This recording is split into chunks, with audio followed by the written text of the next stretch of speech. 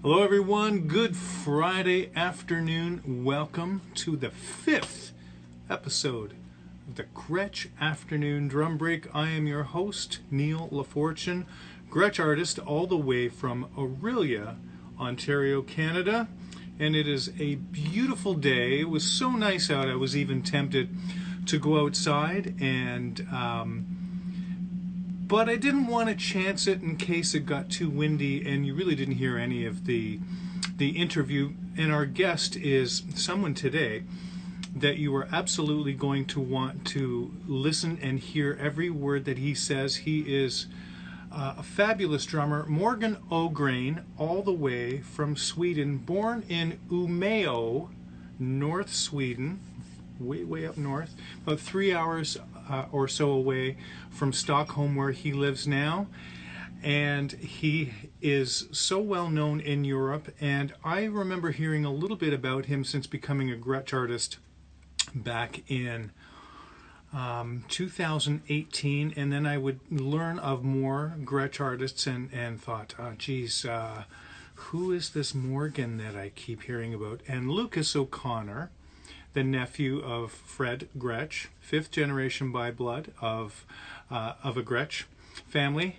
He said, you have to check out Morgan Ågren and you have to listen to him. You need to listen to his playing. He is one of the greatest drummers of our time. And so he actually connected Morgan and I am looking for my guest here. He connected us together, and it has been nothing but a wonderful situation for me to do some research and to listen to and watch interviews of Morgan. And if he would be so kind to wish to join our conversation now, that would be amazing. I do want to thank some folks today. I want to thank my friend Ralph Ullman. I'm sitting beside an absolutely gorgeous set of Gretsch Brooklyn drums with a 12-inch rack tom, 14 by 14 floor, 22 by 18 bass drum, and a 5 by 14 wood snare drum, and they sound unbelievable. So thank you, Ralph. And I also wanted to wish Dinah Gretsch a happy birthday tomorrow. And thank you for all that you do and your kindness and for everything that you do for us in the Gretsch family. I am going to see if I can get Morgan to join us. We're waiting for him all the way from Stockholm, Sweden. Waiting for him to join us, hopefully in his drum room, by the garden or in the garden, away from his home. Hey! Hey, Thank you. Nice to see you. nice to see you too. I have an USB device here which should give me a lot of volume. There we go. How's that? Okay. Oh, nice. Is that a little bit better? I don't know if you want to hear my voice, and you're going to be doing most of the talking anyways, which is great. I'm going to ask you some questions, and then Yep. I'm going to stop talking. I wonder. I borrowed my son's big Extreme GBL speaker, and Oh, good. but it has very low volume. I don't know why.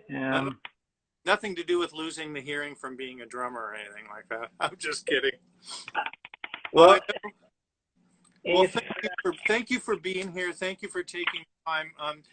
In this pandemic time, this is one of the only, well, there's some pluses, of course, if everybody is healthy, but it's really great that I can speak to artists like you who normally are crazy busy and you have to cram any kind of interviews, within a short period of time and try and work it into your schedule. And I'm glad that there's more flexibility.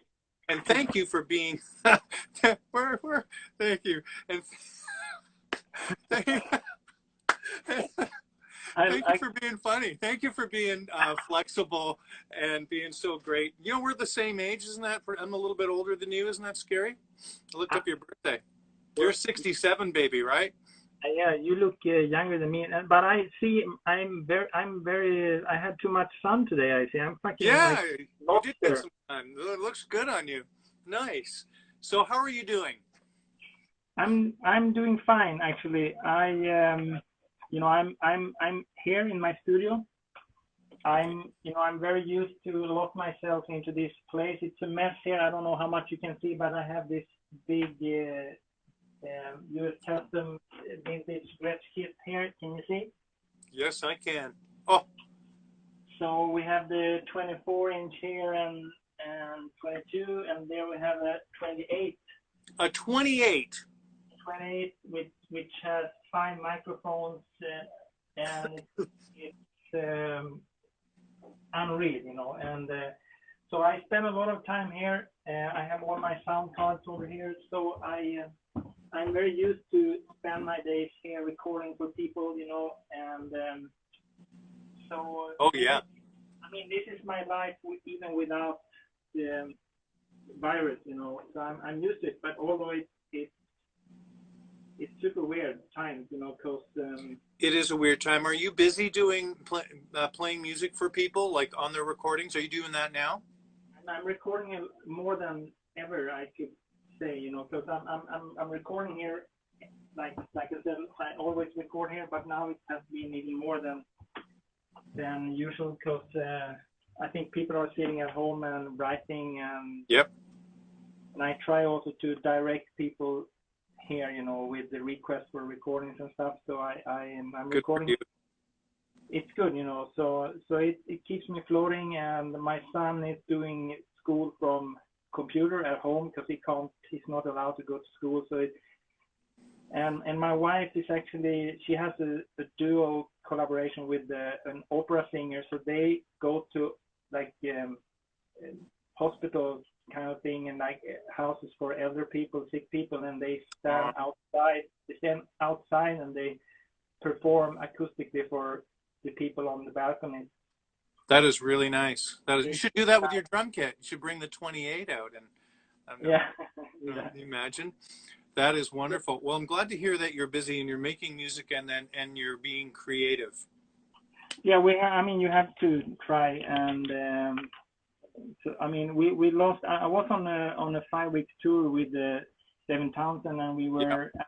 2 weeks. We were sent back home and to this, and just everything got so much bigger after that. Because when we left the U.S., it was like the reason why we stopped the tour was that we saw a live speech from Trump saying that they were closing incoming flights, and then the very last gig on the tour, which was in San Francisco at the end of March, they closed because of the virus, and then we started to see what's going on. And if we don't leave now, maybe we can't get out, So we decided to just leave, and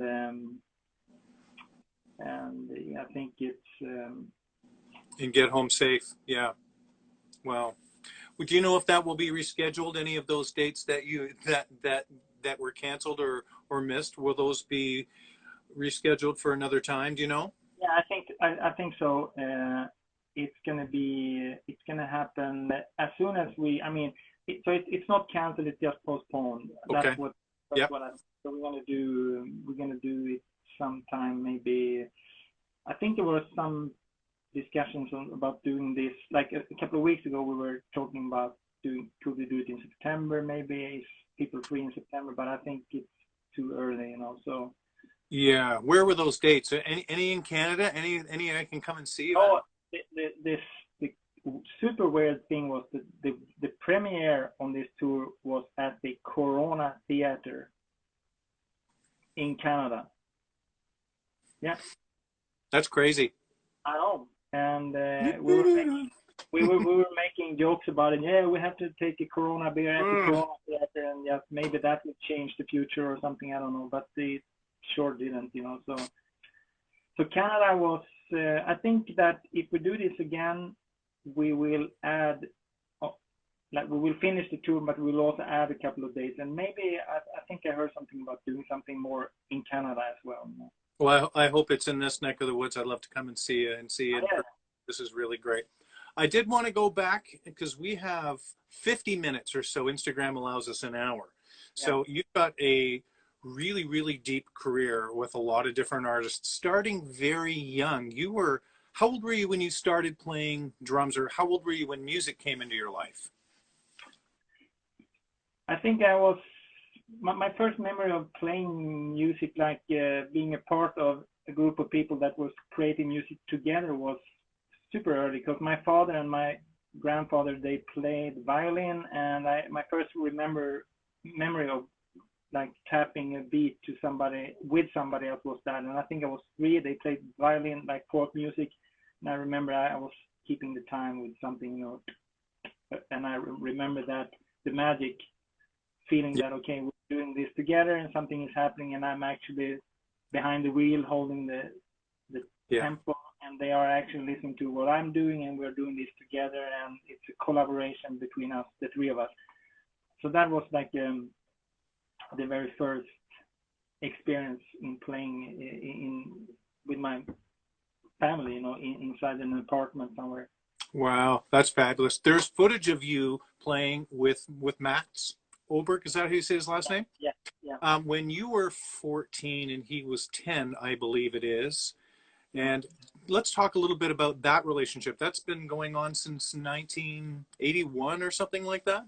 Yeah, we are planning some gigs for next year because we'll have a 4 years anniversary next year. So Wow, that's crazy. yeah, I know. I received a telephone call from a lady in my hometown. Me and Mats grew up in a town north of north up Sweden north called Umeå, Umio. and um, I did some drumming. I mean, before I met Mats, I played some drums like on some, I performed in front of people a couple of times before I met Mats, and somebody that was arranging this concert where Mats were supposed to play. She knew about me. The producer knew about me, so she thought that rather than having Mats play solo piano, Right. Yeah. it would be nice to find somebody for him to play with, And then she must have known that I was close to his age and that I was like probably a good match with him, And so I received the call, and I didn't know about Mats at the moment, but she asked me, can you come out to this jazz club and play with this guy, And so that's what I did. I went there. We met like 3 hours before. It was a super small house, like 20 people, small cabin, and the people were drinking coffee and listening. It was Mm. a couple of different acts. We were only supposed to play for 15, 20 minutes, so we needed only 2, 3 songs. And so we met at the gig, so we never met before. So we had like a couple of hours to prepare. So we, shook hands and hello. So yeah, my name is Morgan. I'm the drummer. I will play with you tonight. Oh, that's great. And we started to discuss what to play, because we needed to play covers because we just met, Yeah. So he started to ask me what music I knew that he knew and what could we possibly, we need 3 songs probably, And so Yeah. he asked me, do you know Beatles? And the only song I knew about Beatles was Help, So I said, Yeah. I guess I can do that one. And do you know that one? And he said, yeah, I know that one. Okay, so we have one song. And then he asked me, do you know Stevie Wonder? Any music of Stevie Wonder? And I only knew this one song that I coincidentally knew because of a friend of mine. His older brother played Hotter Than You Lie, like every time we were in his house, that album was on. So I remember the first track, which is Master Blaster. Yeah. And the only one that I knew, and I asked Matt, I know that this song that I think is called Master Blaster, do you know that one? And he said, yeah, I know it. He was 10, and he just, yeah, I know it. And then he asked me, do you know any music of Frank Zappa? And I said, well, I know one song, and it's Bobby Brown. And do you know that one? And he said, yes, and he knew. So 3 songs. We had a short sound check, and then we played, and I couldn't believe it. He was 10 years old. He looked like he was 6 maybe, and he was standing up and played a Fender electric piano, Yeah. reaching like under his chin almost like, and he was playing and singing in quite good English at the same time. I couldn't believe it. I was just watching him while we were performing, I was just, shit, this is incredible, you know. He has perfect pitch, does he? Yeah. Okay. Yep. And just full of music, you know.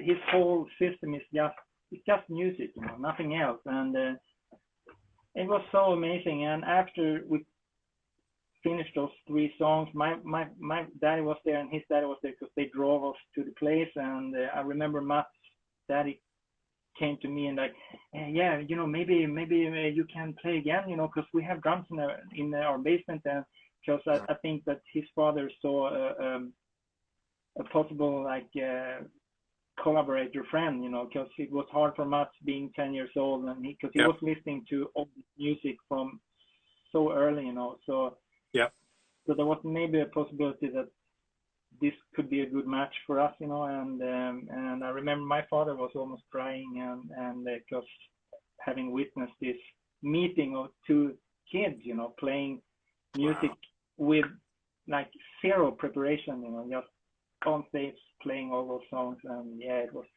shit. And since then, this was probably like October, November '81, and we've been on. We have been in contact only on a weekly, monthly basis ever since then. Actually, that's forever.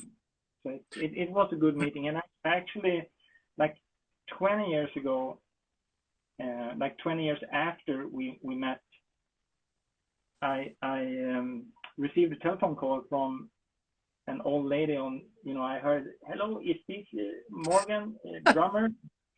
And I said, yeah, this is me. And she said, do you remember when you played with Matt in this little venue? Of course I know. I said, yeah. Well, the lady who called you that day, that was me, she said. And I said, oh my, that's amazing. Wow. Because I have wanted so many times to just call her and say, let her know that this was super perfect match. You know, we have been touring all over the world, and I have everything to thank you for this. You know, and I didn't just know, I have no idea how to reach her. You know, but she called me. That's and I said, that's crazy. And actually, wait, I think I have a photo. Let me. Yes, wow. Here. So I call her, or actually, after she called me, we set up a meeting. So next time me and Matt went back to our hometown, we decided to meet her and just have a cup of coffee and say hello. So this is like yeah, look at that. This is like 20 years ago, me and Matt and that lady who was organizing the me and Matt's first gig. What a life-changing thing, right? Yeah. Who'd have thought? Yeah, so that, you know, super cool. And I've been listening to you guys. I on my Apple Music, the 35th and the remastered. Yeah. Is that ever some cool stuff in there, man? I really love that. The synth groove of Sinus, the first little bit, and a bunch of those songs. I was driving to see my son a couple of days ago, listening to that whole recording, man. That was just so. I recommend anybody who's not familiar with you and your music with Matt's. It's just please, you should check it out. Any recordings in particular would you recommend, or is that a good culmination to have the remastered? I think that, you know, because like a couple of years ago when we had the 35 years anniversary, I put together like a remastered best of album, which turned out to be like a double CD. So I think that one album covers everything that's like what I think is, that covers what is needed, I think. And so I have this Bandcamp site. You can listen there and you can download from Bandcamp. And I think some albums are also on Spotify, but yeah, that's a good choice, a good start for you know, me and Matt's music. I couldn't tell what was older and what was newer, really, because the songs and the music are just, they're pretty timeless. You know what I mean? They don't sound like, oh man, that sounds like 1980, 87. It doesn't. It sounds like, man, that's really cool music with some to it. You know what I mean?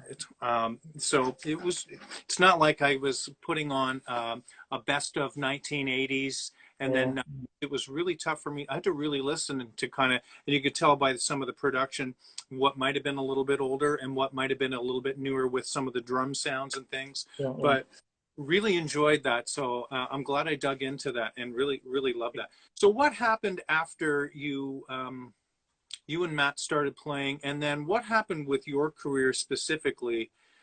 You've obviously played with many, many different artists. What happened? When did you start playing with other folks? I think Mats was the first one.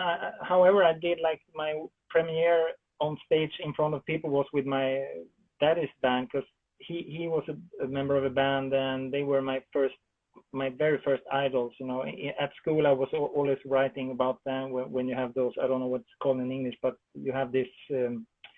You are free to write anything you want about what you want, and yeah. So I choose always to write about my daddy's band, you know, and I knew the names of all the members in the band, and you know, they just, you know, that type of thing. But I got to play with them when I was 7. I played one song as a guest, you know. 7? Yeah, That's 7. crazy. And yeah, so that was you know, but I was so inspired by that. You know, they have their own tour bus, and I got to go with them inside the bus, and it was like, shit, this is where I want to spend my life. You know, like.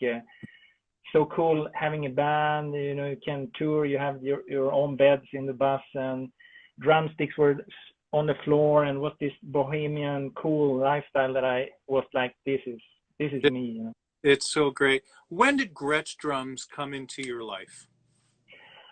You know, I only the sound of Gretsch drums was something that I knew that I was attracted to way before I knew that it was Gretsch, you know, that it was just this typical sound. And then I had many of my drum heroes and inspiration played Gretsch. I found out later, you know, and like Tony Williams. And for me, I mean, Tony, a lot of people, I think the main audience for Tony, the biggest fans like the early Tony Williams, which is fantastic too, of course. But I love I like specifically everything he did on the Jello, the big kit, you know. Yep. And because I know there was that big, like, and the Jello, it was just amazing. And then you know, Elvin Jones and stuff like that, and another super big character and source of inspiration, a friend of mine, Christian Banner of Magma. Yeah. He's also a very definite like Magma guy, you know, a Gretsch guy, you know, and so for me it was just something, and you know, back when I was in my late teens, I wanted to have those sonore phonic plus drums and all those deep toms and stuff like that. In those days, I was not attracted to vintage drums like at all. I want these cool deep toms and stuff like that, which was cool at the time, of course. But so I played Gretsch. I realized this sounds really good, but I want to have the cool deep toms instead, you know, when I was a teenager. But then every time I play Gretsch, I just know that you know, I knew that I always knew that I loved it. And so, then, like, I don't know how many years ago, but DW bought Gretsch, you know. Yep. And that's the first time I thought, because I had a relation with DW, so I thought that maybe they would be interested in me, you know, helping them out in this part of the country by supporting Gretsch. So I brought to them, I said, I love DW, my Jazz Series kit, which is a copy of, which is supposed to be like a copy of the Gretsch drums anyway, you know, the Jazz Series. Yep. So because the first time I started to play DW, that was because I read an ad that said, okay, we copied all Gretsch drums, and we make no secret, it's going to be called Jazz Series. So that's when I tried them, and that was the first time I liked the sound of DW, you know. So I started to work with them for various reasons, and it was all good. But then when they bought Gretsch, I thought, maybe I should go for the brand that I really want. Yeah. Because it was so hard back in the days to find distributors, spare parts, and everything. It was just a mess in 80s and 90s. I didn't even try. But then I asked DW if they would be interested in, you know, putting me over to Gretsch. But surprisingly, that seemed to be a bit complicated because even DW owned Gretsch. There seems to be two different companies, and they didn't want too many to leave DW to Gretsch and stuff. So it was that kind of thing, you know. So I just tried to ignore the fact that I wanted to play Gretsch for some more time, but then some people emailed me, and I tried again, and then I got in contact with the European side, you know, because there is Gretsch US, Gretsch Europe. Yeah. And then it turned out very good, you know. And but the funny thing was, I received this good, like Gretsch gold something, you know, which is the best I can get, you know. But even though I never used any drums from them until much later, because I bought, for the money that I sold the DW kit, I bought old vintage drums from my own pocket, you know. So that's so I bought the 22 and 12, 13, 14, 16 as a start, and because I knew there was a 24 somewhere in town that I knew was for sale, and then I found the 28 in the same color, in the same everything, like 10 minutes away from here in mint condition, you know. A 28. Yeah, and so a 28 by 14. Yeah. Okay. So yeah, so I bought all these drums, and I didn't take any drums from Gretsch, even though I was endorsed until a couple of years later, because when I recorded with Devin Townsend, he asked for a bell brass snare. Oh. So I wrote to Gretsch and said, can you help me out? And they just sent me a snare. But now on the tour that I did with Devin, I because these drums that I have in my studio sounds fantastic, but I never move them because they are only for recording. Yeah. And there is tons of microphones inside and outside, and the microphones cables going all over the place. So I can't really, it's not supposed to be moved, you know. So then I ordered Aqua Satin Flame, the blue kit. You know? I looked at that yesterday. Oh man, that's gorgeous. That's actually the first time since I was teenager, you know, that I get really excited every single day when we came to the stage to do sound check with Devin on the European tour and the US tour, and we have we're fortunate enough to have some backline people, so I have a drum tech. So every time I enter the stage, the kit is just there, you know. How nice is that? And you know, like a kid, I had to, like every second day, I had to take photos because there was new lights, new stage. Like, shit, this is looking like. They look different for us. Everybody's like, oh, more of the same drum kit. That's great. Now you're direct to shell too. I noticed on that kit, there's no rims mounts. Yeah, because for some reason I really get I like the look and the sound. I mean, I like the sound of all drums, but I also like the look, you know. So I when I ordered the drums, you could specify like if you have special things. So there are no rims. So the tom holder gets the old-fashioned rim, and even the cymbal stands there's no booms. It's just straight ones. I saw that. Yeah, and I even removed what is called, you know, the tops, you know, this thing, this plastic thing. The tilter. Yeah. It's too modern. I don't want it.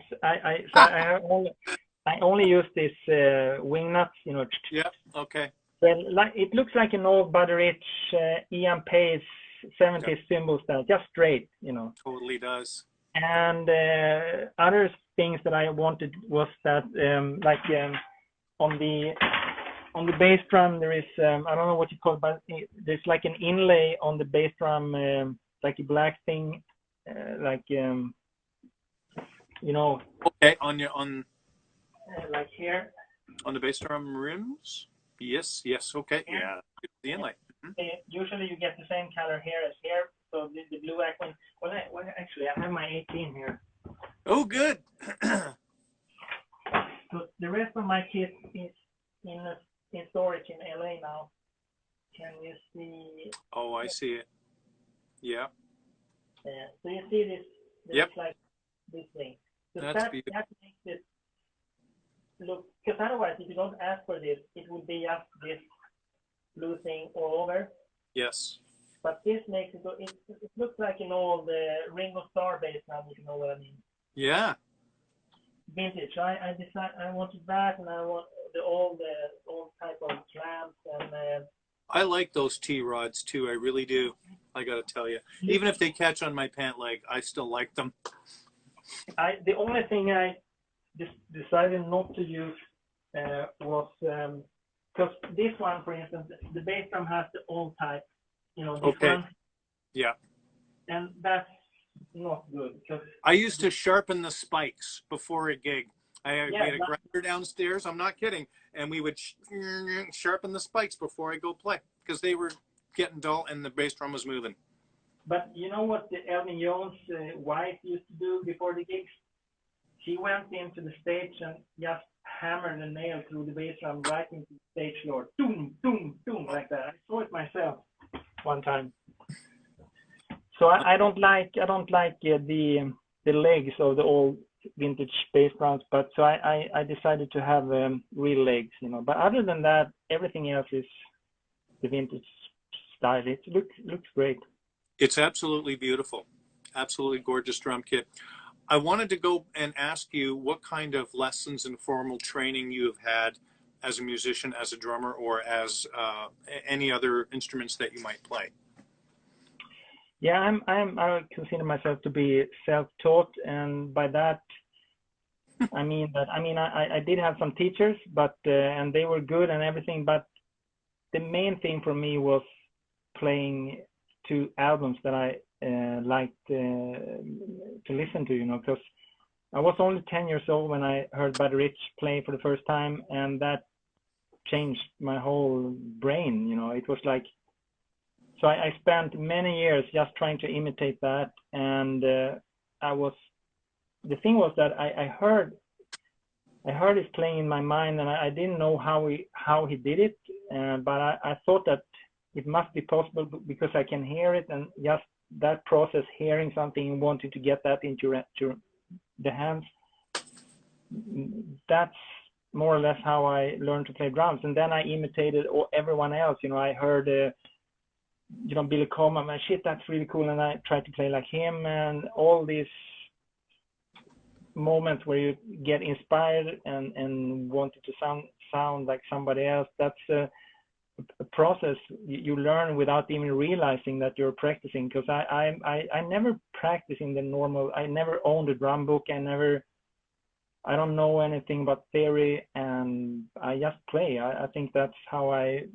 Because all this music was on the albums, you found albums by Alan Holdsworth, this incredible music, and all the music, the compositions, and the playing, the combination of these two was just, a drum book for me, opening up rudiments and stuff like that, I get just super bored and restless.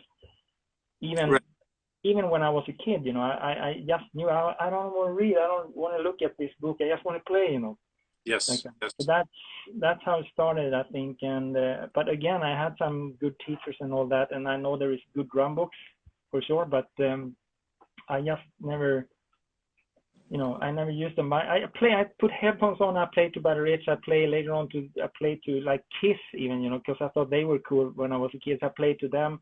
I played to Buddy Rich, I played to Louis Bellson, big band. Later on, I played to, Gino Vanelli, stuff, Min Mats even played covers, when we started to play, it was only covers by Gino Vanelli, Frank Zappa, Steely Dan, and all those bands, and I think that's how I learned to play, I didn't really think about it. You don't really sound like anybody else. I like to do research on who I'm going to be interviewing, and I was trying to pin down who you sounded like or where, but you sound like you, and you can tell that you've drawn from, you've drawn from a great deal of influences and a great deal of different kinds of music from the harder rock and the progressive metal. But you can tell, like, you have a touch of a jazz drummer, but you really rock out. You know, I was watching you, and I can't remember so many videos. You were playing some kind of linear stick pattern between the hi-hat and the snare drum, and I'm like going, so not only do you play all this heavier stuff, but you're playing all that kind of Weckelgad but you sound like you, which is unbelievable. We do have a couple of questions here. If you don't mind, some of the components of your kit would be very unconventional. What is the most unconventional? What is the most unconventional part of the drum kit? Does that make any sense here to you? Yeah, I mean, the reason for me that I used 3 bass drums is not because, it's not because playing three times faster. It has nothing to do with speed, It's because they sound completely different. The one I have in the middle is has a pillow. It's dead, and it's just the 22 like that. Then the other 2 are both open. Sometimes I change one of the open ones to a small high-pitch Elvin Jones type jazz bass drum, but usually it's more often that I use the 24 and 28. And those 2 are also tuned very different, The 28 sounds like a March drum. It's just super. I mean, there is no padding, no muffling. It's totally empty, and there is no holes in the skin. And the same goes for, actually, the 24 has a little damp thing because, it's just 2 different sounds, and all the drums has microphones inside and outside. And I have the bass drum alone is like, I don't know, the 28 has 5 channels. It's only almost like one sound card only for the big bass drum. But it sounds amazing. Because the microphone inside picks up the beater, like the transients, and then I have 2 microphones that takes the bass drum in stereo, and then I have a crappy old 70s type mic that puts some dirt into it, and then this moon mic sub bass. And all together, if you compress them and put them together, it sounds like John Bonham 10th Time meets the low end of Massive Attack. And when I say Massive Attack, I mean because they are great in mixing low end music. They have this incredible cool low end bass in their music. John Bonham's sounded super cool, although it didn't have much bass. It was just a nice open woody sound, Yeah. But I combine that a little bit by adding the stuff that you can do nowadays. So that's 28, and the 24 usually I do something else with that, so it sounds like, acoustically speaking, it can sound like crap, like just a piece of broken drum, But that also between, like after the microphones and everything into the plugins and stuff, you can get a really cool character on that one. So yeah, I realize having 3 bass drum is maybe not the most. I mean, that's different maybe, but yeah, and then I can play them from.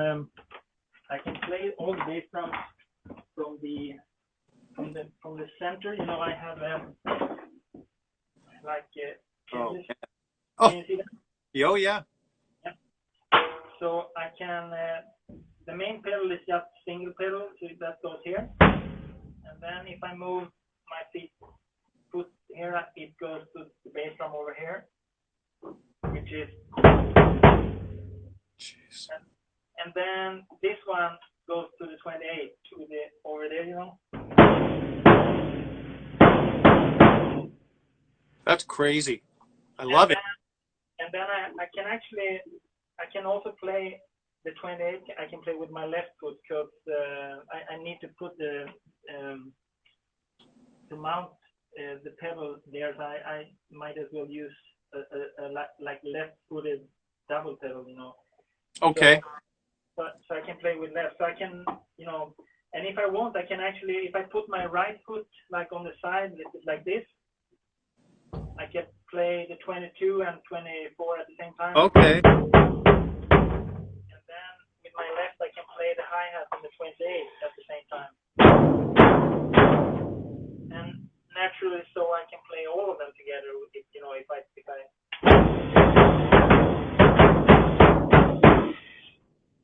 If Did you say the hi-hat was on the right side? I can do like this, Or with my in the middle. It's in the middle. yeah. Okay. Why the two different beaters on the 28? My friend Rob Andrews was asking here.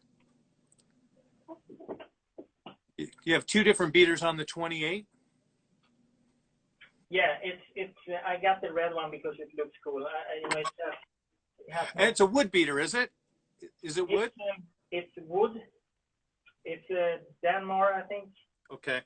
Yeah.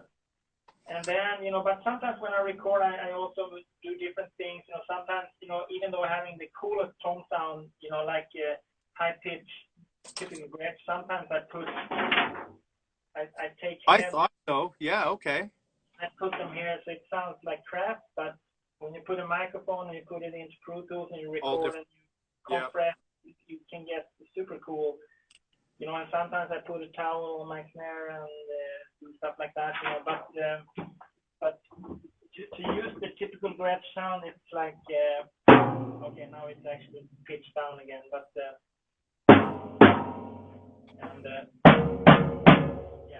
it's I mean, we always used to talk about the source. The drum source is the most important when you record, and I can agree on some levels, but at the same time, so much stuff happens when you record and through the choices of microphones, the choices of plugins and stuff. Sometimes I just like to create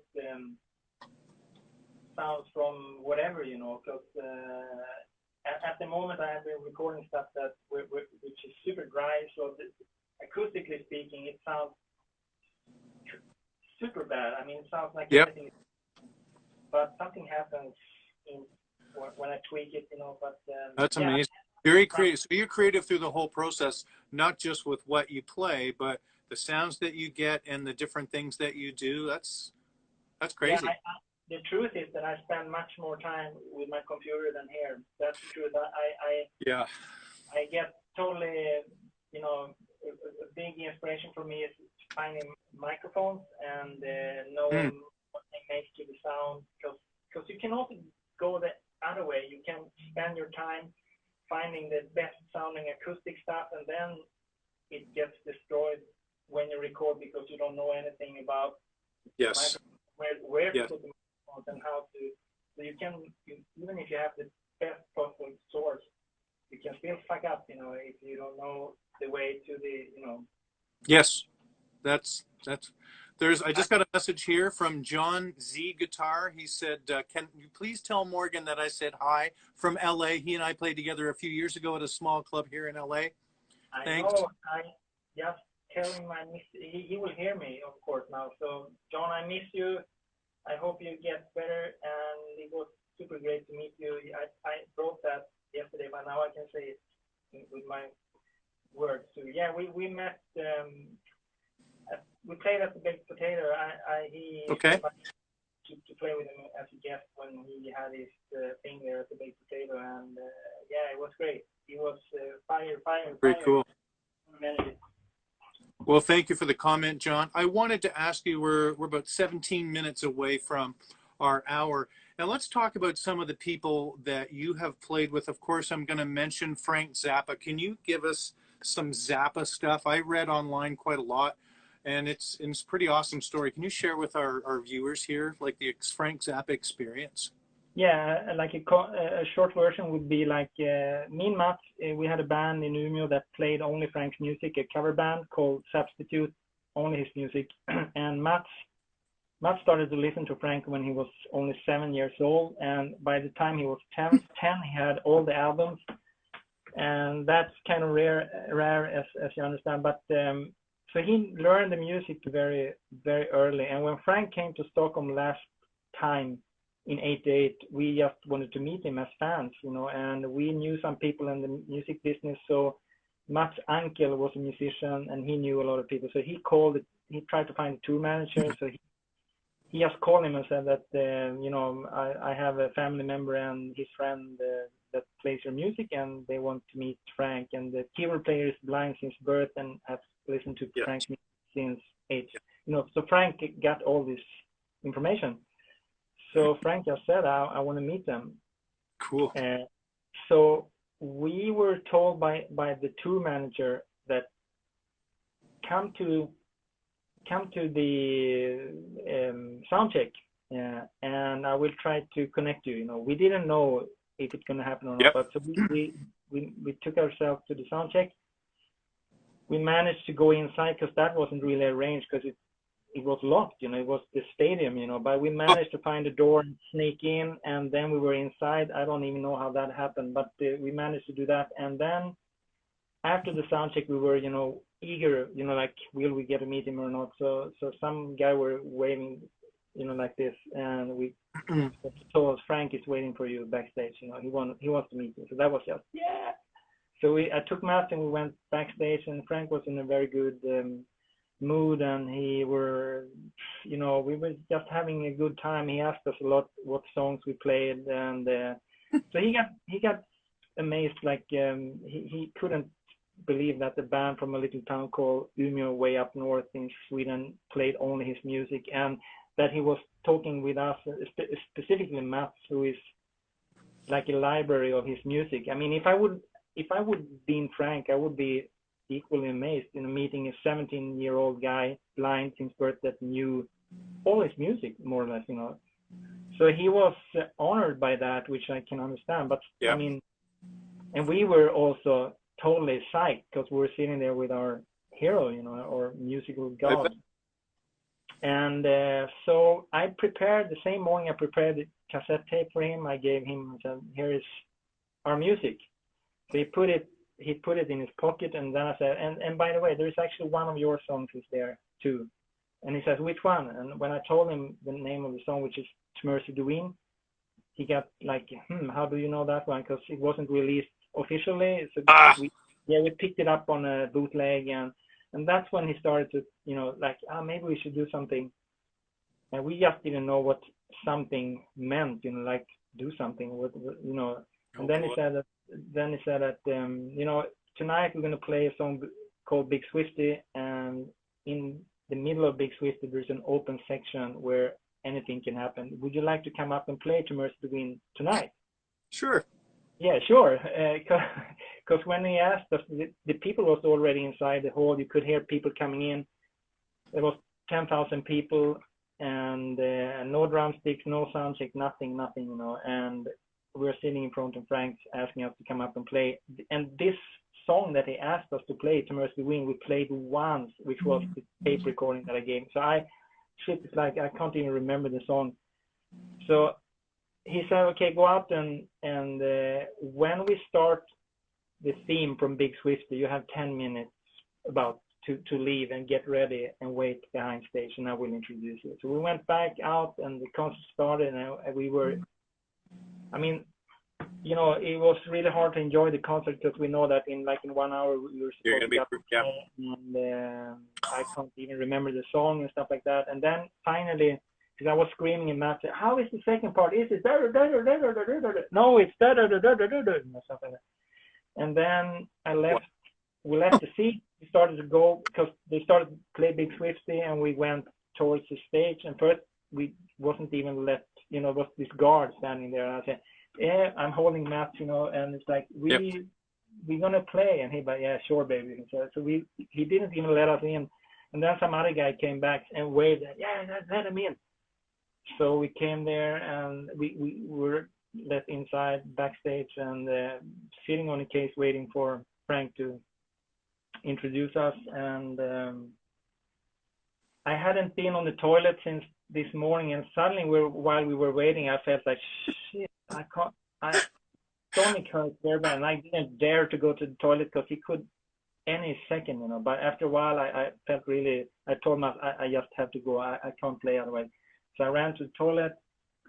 I finished in 10 seconds or something. and then when I open up the door, I hear Frank grabbing the microphone. And then I have 5 seconds of running time to Matt, who was sitting there alone on the case behind the stage. So I just ran to Matt, and because Frank, let me now introduce you to, and I say, you know, and then we enter the stage, and Frank says something, hello, and blah, blah, how are you guys? You want to take him out to the piano, and blah, blah, blah, and I took him to the piano, and I just put Matt's hands on whatever was available there, an electric grand piano and a Yamaha DX7 or something. And then when he was there, I continued to go towards the drums, and some roadie gave me a pair of drumsticks, and then Thank God. then we just started to play, and we did an improvised part for a couple of minutes before doing To Mercy the Wind, and the improvised part was at the time the best we've done in our lives. Mainly because Frank was standing just a few feet in front of the bass drum with this big smile, you know. He was standing like this with his smile, and that gave me, because I saw that when I play, I could tell that he really likes what's happening now, and that took me to another planet, you know. It was unreal, you know. So yeah, it was fantastic. And then after he gave us his telephone number, and he told us he needed a new drummer and a keyboard player, and he looked at us, and it was just everything was unreal. And then he went back to US, and then he invited us for a couple of projects, but he was also sick, you know, in cancer, so he passed away. But we did a few things, you know, with him. And you were 21 when you played with Frank? 20. 20. Yeah. 20. Yeah. 20. So 1988. 19. I was a few months. That was just a few months before getting 21. So, but I was still 20. I was playing in bars in Toronto. Oh yeah, me too. Me and Matt played at the local pizzeria when we were, the week before or whatever, you know. But yeah. I know, isn't that crazy, right? But you had that opportunity, but you were prepared, you know. But you didn't. I'm glad you went to the toilet, which was really good. And it's amazing that you didn't freeze, that you didn't freak out and freeze, that you could actually play really well. And that's a topic for a whole other kind of interview. Yeah, I know, because there is, there is more stuff. We can take that another time. But and then we did all the rehearsals, and every like moment is an hour alone maybe. But yes, yeah. Yeah, we did the rehearsals at Joe's Garage later, and that was also fantastic. And what happened, one thing I should say before leaving this subject is Frank was so nice, before we played the concert, like when we were first meeting him. At the end of our conversation, Frank says, he turns to Mats and says that you have listened to how I look like after all these years. And then we're locking up. Frank takes Mats' hand and puts in his face.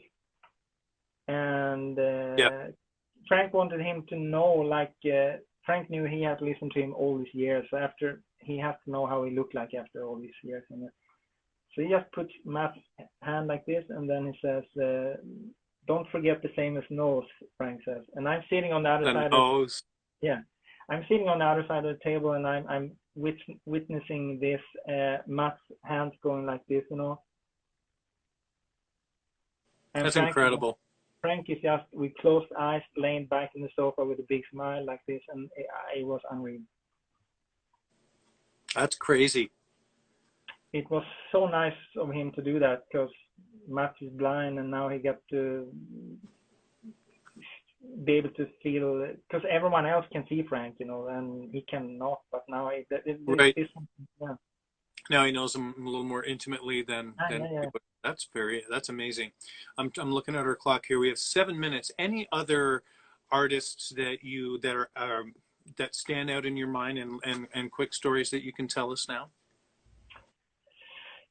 Like you mean random stories, drummers, musicians, or like anything? How about Frederick Thorndal, that album you played from Meshuggah?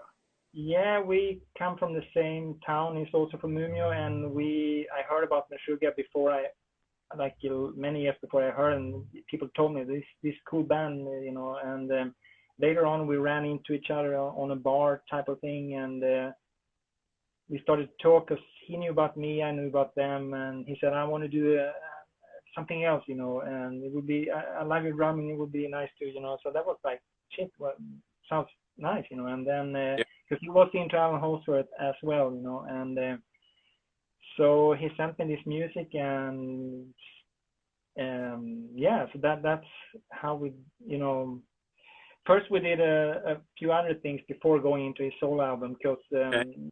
that was more like Holdsworth. But his solo album, that was the main thing that we did sometime later, was the album that everyone that knows me seems to know about. You know, there's this. It seems to be like a group of people that knows me only from that album.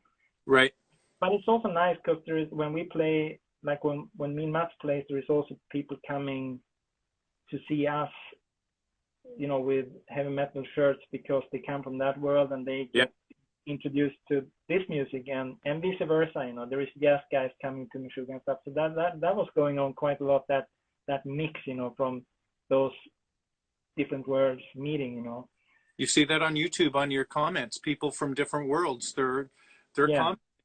You know, that's Yeah. awesome. You're super versatile. Then you can do all that stuff because you have a love of all kinds of music, right? Yeah.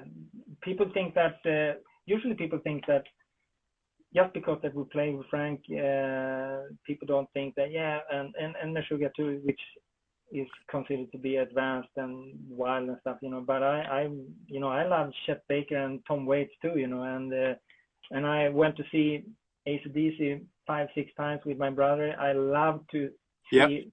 Malcolm Young play rhythm guitar. I think it's magic to hear those songs, like not every day, but like once every third year when they come to Stockholm. I used to go see them, and that's just 2 hours where every music just goes away, and you can only hear it for just, even if only for 2 hours. They make it sound like everything else is meaningless, you know. And then the next day you listen to something else, but you know, there is so much music, you know, that has values, you know. I miss playing. I really do. I was walking with my wife last night and just reflecting. I was supposed to have a tour happening next week for a month, an Eastern Canada tour, and obviously that's postponed till next year. And I really miss seeing different places and being around the musicians and playing music. But now is the time to feed our souls by listening and experiencing other musics and doing other things that we wouldn't have. So we have to use this time. Yeah. We have a couple of minutes. Anything quick that you would like to say, or where can people find you on the web? Just my name, morganågren.com, and I have my Bandcamp. That's where I put up all my work. Bandcamp is the best place for me to Okay. be, because I can put up all my music there. I don't have to do the Spotify. I mean, I'm on Spotify too, but Bandcamp is what gives us, it's the best, you know. So Okay. that's where they can find me on my homepage and my Facebook and whatever, you know. So it's easy to find me online. Yeah, what else to say? What we will be cut off like at 8 or We have 9? a minute and 40 seconds. Shit. It goes quick, I know, but we will do a part 2. You know that? We really Yeah. will do Yeah, a we haven't even touched Christian Vander and Magma, and we haven't touched yeah, there's a lot of things. I know. I was looking at my notes here, and I'm like, we've got maybe through 5 questions and whatnot. I want to thank you so much for being such a great person, a great guy, so easy to work with, and thank you to Lucas for putting us together. And he said, Morgan, he says that you are one of the greatest drummers of our time, and I wholeheartedly agree. He said he goes, he's a true artist, but he is such an easy guy to work with and such a great guy. You'll love him. So thank you But so much he's for nice. being. He's nice, and Isn't so he? are you. So Thank you. if everyone is nice, it's simple. Yes, it really is. My friend Rob says Gretsch drums sound amazing on their own, but interesting that Morgan also focuses on the recording sound. There's a bunch of comments here. I believe this is going to be on my IG story on my Instagram. So, and what I will do is I will upload this to YouTube onto my YouTube channel, and then I can send it to you. And if you'd like to repost whatever. So thank you so much. I appreciate it. My pleasure for sure. I will have, next time I will avoid the sun. I still look like a lobster in my phone here. The Swedish lobster. Because the sun, the sun, when the sun comes to Sweden, everyone gets wild because we have too little sun.